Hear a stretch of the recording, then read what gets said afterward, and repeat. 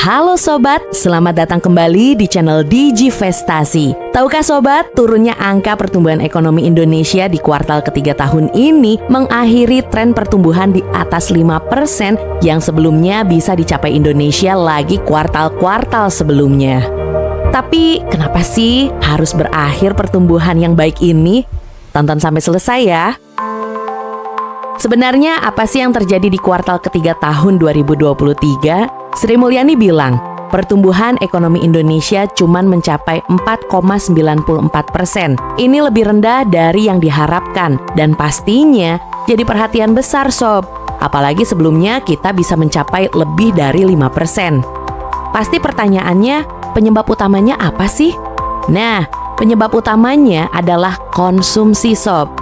Pemerintah memang mengantisipasi perlambatan ekonomi. Hanya saja, data konsumsi yang dirilis oleh Badan Pusat Statistik tidak sesuai dengan harapan. Banyak faktor nih yang mempengaruhi, seperti El Nino, kenaikan harga beras, dan faktor lain yang mempengaruhi cara kita berbelanja. Tapi tenang Sob, masih ada berita baiknya kok. Konsumsi di sektor pembentukan modal tetap bruto tumbuh lebih baik dari yang diperkirakan pemerintah. Ini mencapai 5,77%. Kalau lihat fakta ini, masih ada Sob, sektor yang punya potensi pertumbuhan kuat. Cuman sayangnya, konsumsi pemerintah ada penurunan sebesar 3,76% di kuartal ketiga tahun ini, yang disebabkan oleh berkurangnya belanja pegawai, belanja barang, dan bantuan sosial. Kalau di sisi sektor ekspor, terutama dalam ekspor barang non-migas seperti bahan bakar mineral, lemak, dan minyak nabati, ekspor jadi salah satu sumber utama pendapatan negara loh. Makanya ekspor cukup serius diperhatikan. Perlambatan pertumbuhan ekonomi yang kita rasakan juga terkait sama kondisi pertanian yang dipengaruhi oleh El Nino, terutama tanaman pangan dan perkebunan yang jadi salah satu sektor yang terdampak. Walaupun ada sisi tidak baiknya, tapi apapun itu, pasti ada kabar baiknya.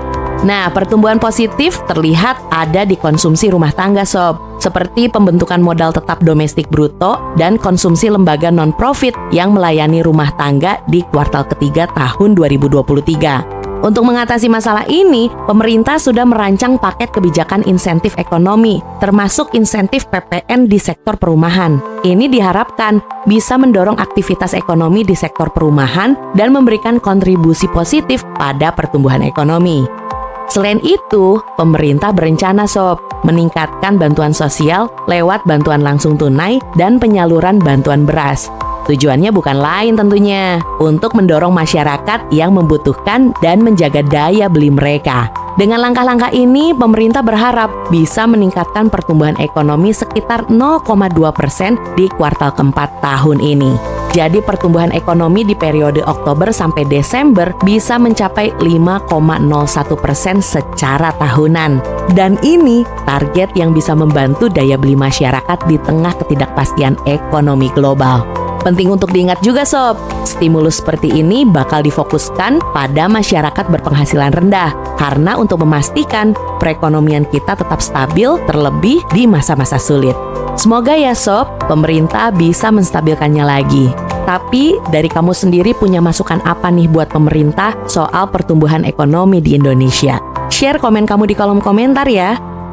Terima kasih sudah menonton video ini. Pastikan Sobat untuk terus mengikuti video kami selanjutnya di channel Digivestasi. Jangan lupa untuk like, share, and subscribe. Sampai jumpa di video berikutnya.